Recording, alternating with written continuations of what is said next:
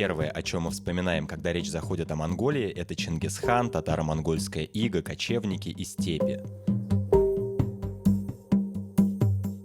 Но не каждый назовет столицу Монголии или с уверенностью скажет, правит ли там сейчас хан, президент или строится социализм.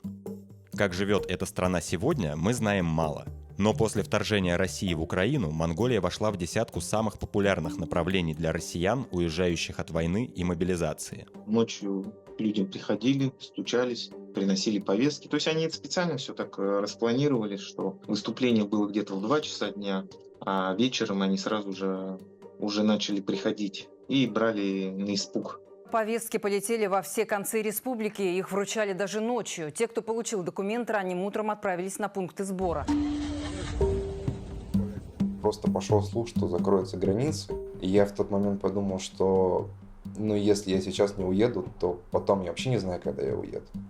Для многих россиян переезд в Монголию стал совершенно неожиданным. Но для Монголии подобная волна эмигрантов оказалась не первой. Начиная с освоения Сибири в XVI веке, буряты постоянно бежали сюда от захватчиков. Но самый массовый поток беженцев начался в начале XX века. Люди уезжали от притеснения царских и советских властей, от голода и 2 войн – Первой мировой и Гражданской. Когда они переходили границу, то даже морды у собак перевязывали веревками.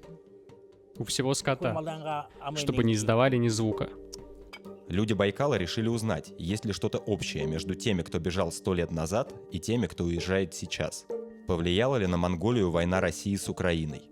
Как относятся к России современные монголы?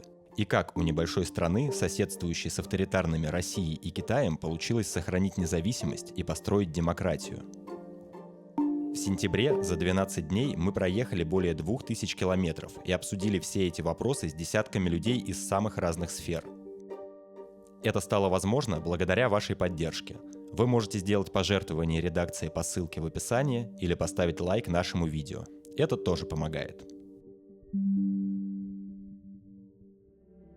Это столица Монголии Улан-Батор, единственная столица на Земле, где живут кочевники, и один из самых быстрорастущих городов мира.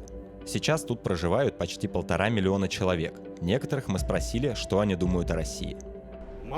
Россия – это наш вечный сосед. Мы все с детства знаем про Россию. Поэтому, когда смотришь на Россию, смотришь как на родственника. И поэтому мы с уважением относимся ко всему, что она предпринимает. У нас многие говорят, что лучше придерживаться севера, чем юга. Нельзя так выражаться. Когда я училась в России, тогда и украинцы, и белорусы, и казахи, и узбеки, и русские, они для нас были русскими. Мы говорили, они русские, да. А то, что сейчас случилось, конечно, это не приветствуется в том смысле, что мы тоже не хотим, чтобы там где-то умирало много людей. По вопросу вторжения России в Украину монгольское правительство заняло нейтральную позицию и воздержалось от осуждения России на голосовании Генассамблеи ООН. С другой стороны, власти Монголии выдают ВНЖ бегущим от мобилизации россиянам и выделили финансовую помощь Украине. Находясь между 2 влиятельными соседями и не имея собственного выхода к морю, Монголии постоянно приходится искать баланс в международных отношениях. Во многом нейтралитет стал частью государственной политики и общественного сознания. Наша страна обязана придерживаться нейтральной позиции. Мы не должны принимать чью-либо сторону, но каждый человек сам по себе может иметь собственное мнение. Лично я против того, чтобы одна страна нападала на другую, и против того, чтобы сильный нападал на слабого. Я считаю, надо занять позицию, близкую к северному соседу. Ведь Монголия граничит только с Китаем и Россией. Для развития нам нужны стабильные и хорошие отношения с соседями. Когда идет война, невозможно говорить о поддержке какой-либо страны. Монголия не имеет отношений с Украиной, но очевидно, что в современном мире войны никому не нужны. Скорее бы мир наступил. А так, я не политик. Я лично стою на стороне мира, но я не хочу призывать массы к этому. Это бессмысленно. В международных отношениях страна имеет право занимать нейтральную позицию. Но когда убивают людей, это неправильное решение. В этой ситуации нельзя оставаться равнодушным. Несмотря на то, что власти Монголии публично не осуждают вторжение, у посольства России в Улан-Баторе активисты почти каждую неделю проводят антивоенные митинги. Сразу на следующий день после вторжения они организовали движение No War. Митинг, на который попали люди Байкала, был уже 75-м. За последние 2 года мы постоянно подчеркивали, что нейтральная позиция — это ложная позиция. Мы призываем к миру, уважению прав и свобод человека. Мы протестуем против путинского геноцида и экоцида. Сейчас наше движение фокусируется на войне в Украине. У нас всего 2 соседа, и оба они склонны к насилию, особенно по отношению к ближайшим маленьким странам. И я думаю, что даже после окончания этой войны движение No War будет актуальным. В прошлом году, когда началась мобилизация, был большой митинг, потому что наших кровных родственников бурят посылали на фронт в первую очередь. Для жителей Бурятии, которые не захотели поддержать войну, Монголия стала основным направлением. От Улан-Удэ до границы можно доехать за 3-4 часа на маршрутке, а виза для въезда не нужна. Сложно подсчитать, сколько людей эмигрировали в Монголию, но известно, сколько людей выезжало. Если верить данным ФСБ, за прошедший год в Монголию выехало 212,5 тысяч россиян. С начала войны за каждый квартал в среднем стало уезжать почти в 10 раз больше людей, чем до нее. Выехал на автобусе туда, уже в Монголии написал просто другу, что еду. Он как-то меня сразу понял, предложил жилье, свою дачу. Баир Циренов, режиссер документального кино, прожил в Монголии 8 месяцев, а потом уехал в Южную Корею, потому что там больше перспектив. Он с теплотой отзывается о своем пребывании в Монголии. Другой релокант, Артем, изначально тоже собирался использовать Монголию для транзита. Вместе с братом они хотели переехать в Америку, но в итоге решили остаться.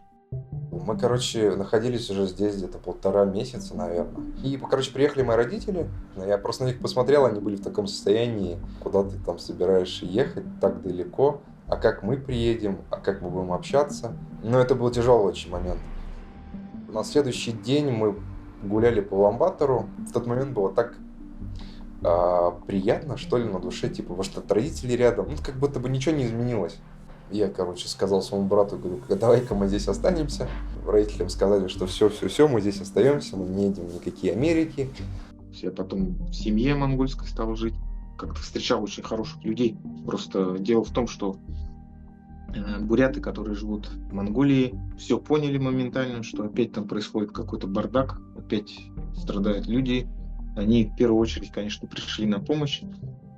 В Монголии проживает от 40 до 100 тысяч бурят. Многие из них – потомки бежавших из России от гражданской войны и репрессий. С началом революции 1917 года буряты пытались добиться независимости и создали вокруг Байкала государство Бурят-Монголию. Но в итоге против них оказались и Белые, и Красные, и Семеновский полк. В 1920 году Бурят-Монголия фактически прекратила свое существование, войдя в состав Советской России. Позднее территории Бурят-Монголии были разделены, сокращены и активно заселены. В современной Бурятии проживает только 30% бурят. Люди Байкала приехали в один из ближайших к России аймаков – в село Дадал, где 70% населения – потомки бурят, бежавших сюда в начале прошлого века. Они рассказали нам истории их родителей и бабушек с дедушками. Мой папа родился в 1914 году в районе Братского водохранилища. И в 20-е годы вместе с родителями переехал в Монголию из России. Вся семья перекочевала через горы и осела тут, в поселке Дадал. Многие из тех, кто остался на севере, стремились перекочевать. Говорили, что надо в Монголию, нельзя оставаться там. Я просил старого дедушку в детстве рассказать мне. Он говорил, на севере стало трудно жить. Шла гражданская война, не было никакой разницы. Что красные, что белые, все воровали скот. Что еще хуже, они убивали много людей. Все условия жизни ухудшились. Это же было время гражданской войны. Бурятам пришлось перекочевать. Но они заранее изучали, как обстоят дела в Монголии. Некоторые специально ездили сюда, чтобы потом рассказать остальным, возможно ли здесь жить. Начало 20 века в Монголии было неспокойным. В борьбе за независимость она переходила под контроль то Китая, то России, то белых, то красных. Заручившись поддержкой Российской империи в 1911 году, Монголия объявила о независимости от Китая.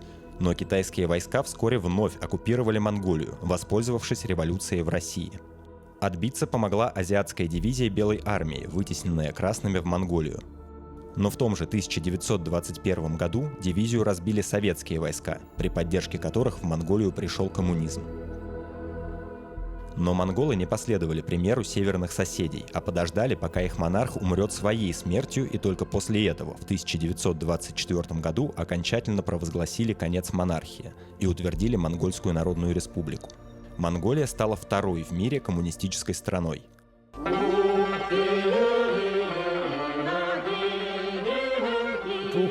Приезжие буряты поселились в районе Анон-Хашуу, и они изъявили желание получить гражданство.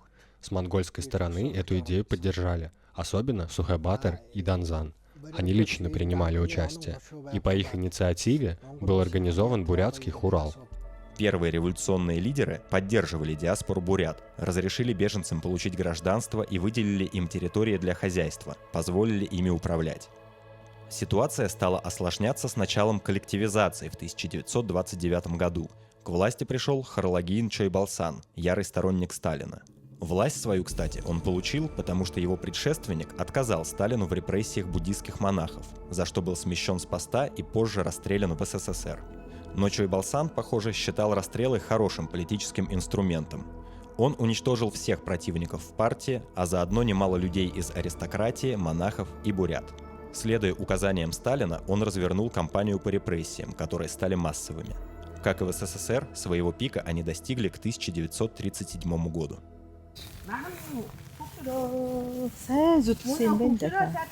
Здесь написаны имена людей из хинтийского аймака, которые были репрессированы по политическим причинам. На этом барабане написана только часть имен. Репрессировано было более 600 бурят. И вот после того, как родители переселились, тут же начались репрессии с 1938 года. Были трудные времена, и если взять только наш поселок Тадал, то более 600 человек забрали. Из-за давления властей обсуждать репрессии было опасно, но монголы сохранили память о них.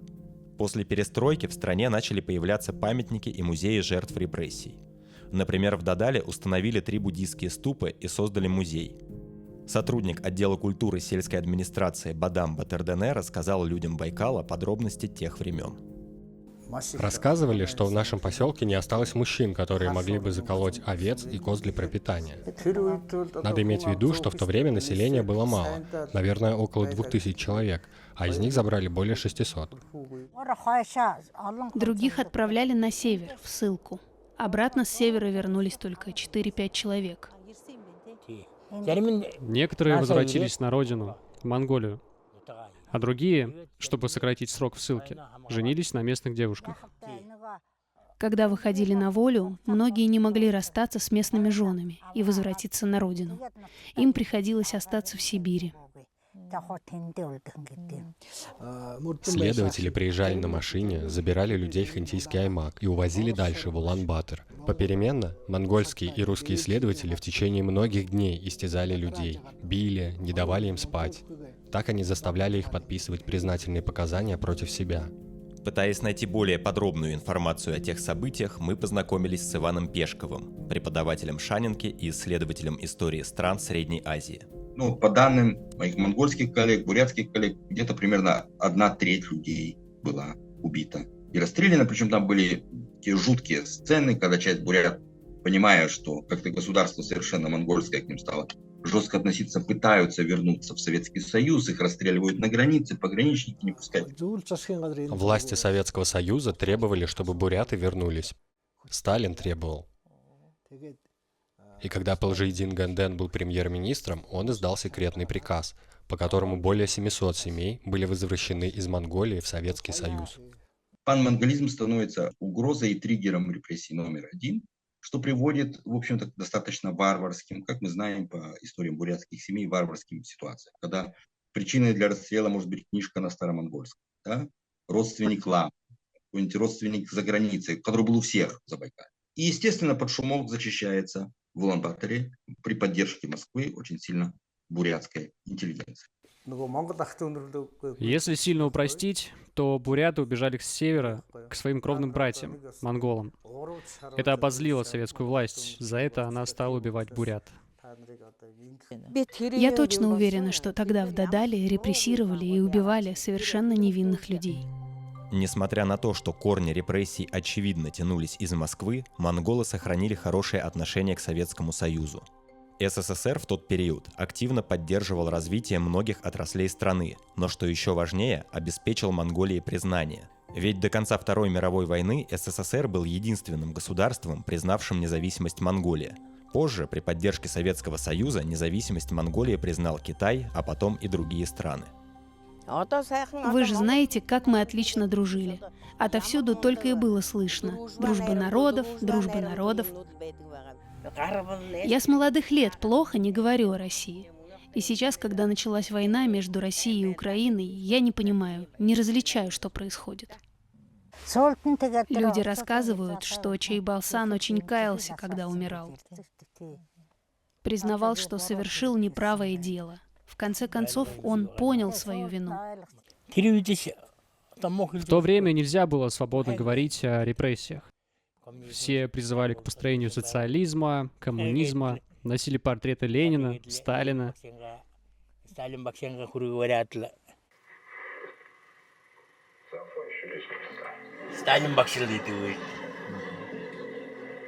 Знаете, отношение к репрессиям в Монголии достаточно сложное. Это общество, которое, с одной стороны, находилось 70 лет под влиянием Советского Союза, но при этом это все-таки отдельная была страна. Со своей логикой и со своим отношением к миру, со своей географией и так далее. Никто не оправдывает репрессии, особенно в Монголии. Да? Нет таких людей. Но при этом есть понимание, достаточно сложное для нас, что дружба с Советским Союзом была единственной возможностью уйти от Китая. Одновременно люди могут проклинать репрессии, проклинать НКВД, проклинать какие-то другие вещи, собственную безопасность и так далее, но достаточно хорошо говорить о Советском Союзе. После распада СССР начался процесс реабилитации жертв репрессий. Влияние России на Монголию ослабло. Страна впервые стала по-настоящему независимой, в том числе и культурно. В стране выросло поколение, не изучавшее русский язык. С 2003 года обязательным стал английский. К 2025 году Монголия намерена перейти на старомонгольскую письменность и выпускать правительственные документы одновременно и на ней, и на кириллице.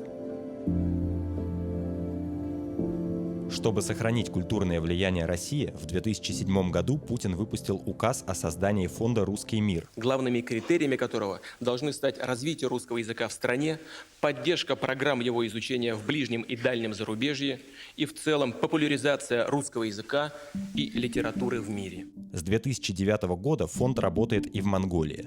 Люди Байкала пришли сюда, чтобы поговорить с доктором филологических наук Готов Туя. Она работает методистом русского центра фонда «Русский мир» в Монгольском университете науки и технологий. Нож, русский род. Вилка. Вилка, женский род. Точка, женский род. Тоска. Тоска. Тоска это что? Знаете, получилось так, что у нас студенты очень хорошо знают английский язык. Они информацию о России почти не получают. Для того, чтобы ребенок представил Россию, ему надо зайти сюда. Когда он видит эти поделки, вот эти макеты, и когда мы ему показываем фильм, только тогда он начинает понимать, что есть Россия. Они еще сделали мавзолей. И что интересно, просто тут подсветка немножко не стала работать. Если открываешь дверцу, то там лежит Ленин. И он до сих пор живее всех живых живет в мавзолее. Они не знают, чем хорош или чем плох Ленин, да? А они это все связывают с историей России. У нас более 30 тысяч студентов. Когда мы создавали фонд, 2500 человек в год изучали обязательно русский язык. Когда стал факультативным, он сильно спал, где-то изучало около 1000 студентов. Почему выгодно поехать в Россию учиться? Потому что там все-таки истоки наших этих инженерных специальностей, школа инженерная, все-таки у нас российская база.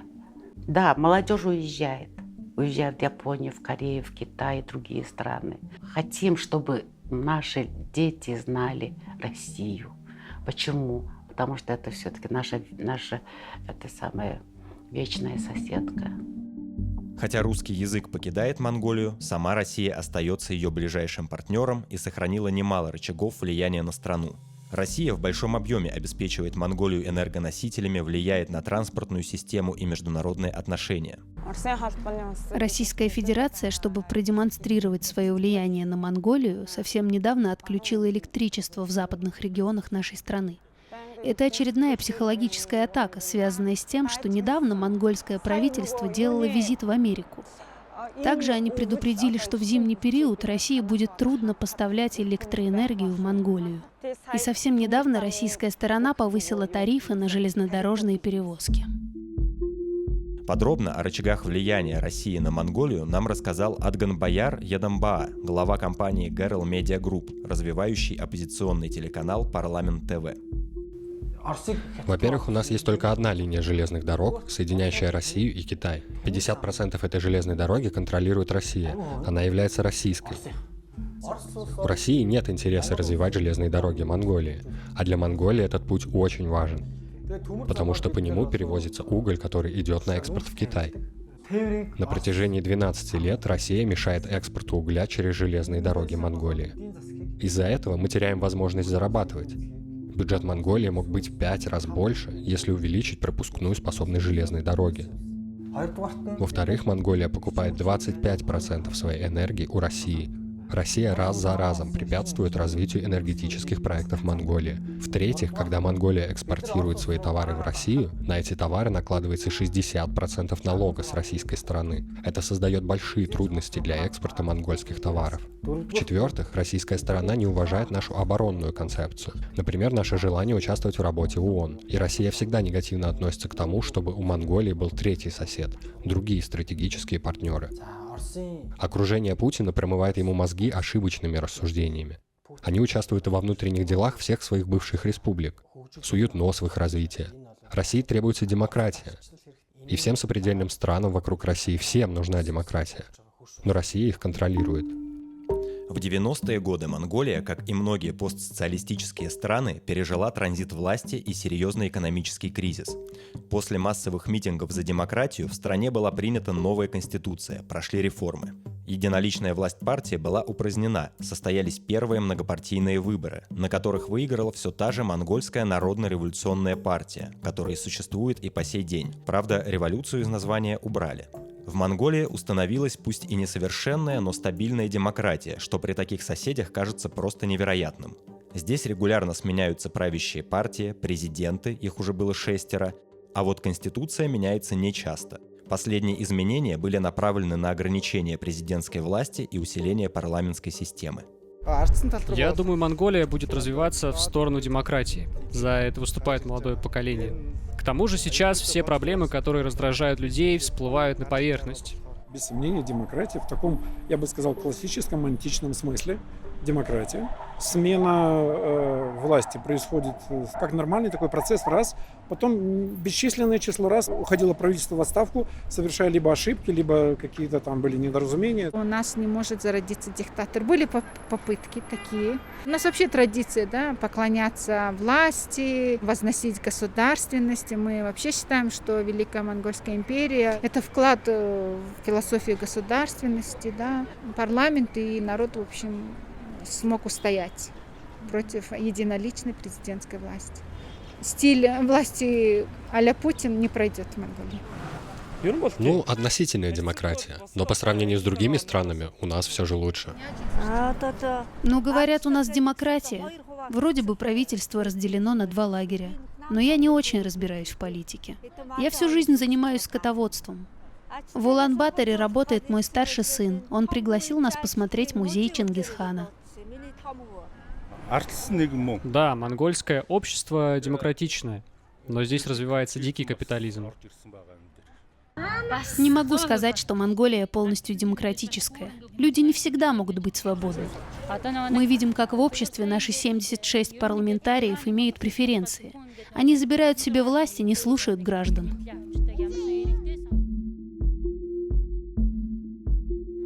Из-за того, что мы протестуем рядом с посольством России, на нас уже завели более 13 административных дел. На 5 наших активистов завели уголовные дела и заставили носить браслеты, ограничивающие их свободу. И, конечно, мы считаем, что это наказание связано с нашими протестами против агрессии России. На самом деле этот браслет – наказание за то, что мы спорили с полицейскими. И очень много в чем ограничивает этот браслет. Так как No War – это новое протестное движение, власть очень хочет его подавить. В Монголии активно действует более 60 СМИ. Из них 80-90% сотрудничают с властью. Наша группа развивает телеканал «Парламент ТВ» с правоцентристским уклоном. Сейчас у власти находится Монгольская народная партия. У них левоцентристские взгляды. Мы критикуем эту партию и ее правительство, указываем на их ошибки. Мы стоим в общественном месте, а за забором начинается российская территория. Я бы хотела, чтобы людям, которые находятся в посольстве, было стыдно. Я бы хотела, чтобы они поняли, что монголы — это не россияне. Русские должны остановить непрерывное давление на монголов. За прошедшее столетие Монголия трансформировалась из региона под управлением Китайской империи в союзника СССР с коммунистической идеологией, но в итоге стала самостоятельным демократическим государством, занимающим 66-е место в мировом индексе демократии, опережая Россию на 80 пунктов. В начале 20 века буряты бежали в совершенно другую Монголию, и причины для этого были не похожими на сегодняшние. Тем не менее, есть некоторые очевидные параллели между двумя этими периодами. И в 19-20 году часть бурятского населения пыталась избежать мобилизации. И уходила в Монголию, в Китай, чтобы не участвовать в военных действиях, прежде всего в гражданской войне, которая, как я повторяю, особенно в Забайкалье была исключительно жестокой. Наш глава, видимо, решил перевыполнить свой план. И, как я понял, они особо работали именно по деревням, потому что там люди не особо дружат с техникой, нет интернета, нет возможности как-то защититься. Вот, я так понимаю, это было все заранее продумано, и с психологической точки зрения. Им буквально там дня 4, наверное, хватило, чтобы основную массу уже набрать людей.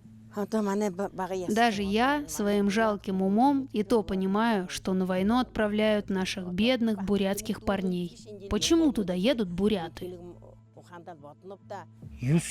Например, в окопе сидят 9 бурят-солдат. И смирух убивают. И больше всего мне жалко бурят и тувинцев. У бурят низкий уровень жизни, поэтому они и идут на фронт. Отсюда хорошо видна имперскость этой страны. Путин слишком долго у власти, и его власть стала диктаторской. Россия должна стать такой страной, где у каждого будут свои права, и где люди вместе будут решать свои проблемы. Тогда Россия станет демократией, и каждый ее регион будет развиваться. Пока Россия все больше поворачивается в сторону диктатуры, а вместо самостоятельного развития регионов предлагает имперскую систему управления, где вся власть и ресурсы сосредотачиваются в столице. При этом право распоряжаться жизнями представителей малых народов центр также оставляет за собой. Сегодня массовая мобилизация и эмиграция людей из Бурятии не только влияет на демографию и экономику республики, но и заставляет бурят в очередной раз задумываться о своем положении в регионе и самоопределении. Для бурята Монголия – это необычная страна. Приехать в Монголию для бурят, или для человека, социализированного в бурятской культуре, это что-то другое, чем приехать во Францию, не знаю, в Америку, где он просто иностранец. В Монголии он как бы иностранец, но не совсем иностранец. Это его культура, это его люди, это очень близкий язык, похожие на него люди, это люди, готовы его принять. Сама эта ситуация, кризис плюс попадание в Монголию, а не в какое-то другое место, она задает вопросы: кто мы, что мы с монголами или нет, мы с монголами как одна семья или как дальние родственники, да? Нам, как нашим предкам, уходить в Монголию или пытаться что-то сделать, какую-то большую автономию в республике? Но я не вижу, что мы будем в составе одной страны. Я не верю, что режим нынешний или следующий, он сможет как-то преодолеть вот это вот имперское сознание. Ну и если так взять, мы все разные, мы вообще как бы никакого отношения друг к другу по сути-то не имеем. Да, вот что-то там было, советский период, единственное, наверное, нас скрепил, то, что все это образование. Ну а так, по большому счету, совершенно разные народы. Нам, вот, наши братья, это вообще-то монголы. В Монголии большие территории. Если наши братья хотят переселяться в Монголию, пожалуйста. Я не знаю, что будет дальше, какой будет расстановка международных сил. Возможно, кровные братья-монголы воссоединятся. Но это в будущем. Переехавший в Монголию Артем не стал ждать будущего для воссоединения. Здесь он встретил местную девушку Дылгырдзая, с которой вскоре начал отношения, хотя она не знала русского языка, а он монгольского. Сейчас они ждут ребенка и планируют свое будущее в Монголии. Сниматься Деге не захотела. Она, короче, вообще против. Но я вчера говорю, ты чё, кого? А я как бы сейчас с ней не спорю, она как бы в этом положении. Я и так получаю постоянно пи***ли. А это очень трудно, когда у тебя девушка на другом языке говорит. Ты либо сразу понял, либо идешь нахер. Я не очень разбираюсь в вопросе. Но если подумать, буряты должны воссоединиться. К нам, наверное, будут приезжать бурятские парни. Чего же девочкам сюда приезжать? Их же не отправляют на фронт. Пусть приезжают. Мы тут обуем, оденем, кров дадим, скот дадим, работу дадим. Тут много работы. Мир во всем мире никогда не установится. Но это мечта всего человечества, и мы будем бороться за нее. Нельзя отказываться от мечты. Редакция «Людей Байкала» тоже надеется на скорый мир. Ну а пока идет война, мы продолжим исследовать ее последствия и влияние на Россию и ее соседей. Если вам понравилось видео, поставьте лайк, поделитесь им с друзьями. И, конечно же, вы можете поддержать создание следующих видео, переведя пожертвования по ссылке в описании. Всем мира! Солнце взойдет, петь птицы перестали, свет звезд коснулся крыльев, час грусти и печали, ты голос мой слышь.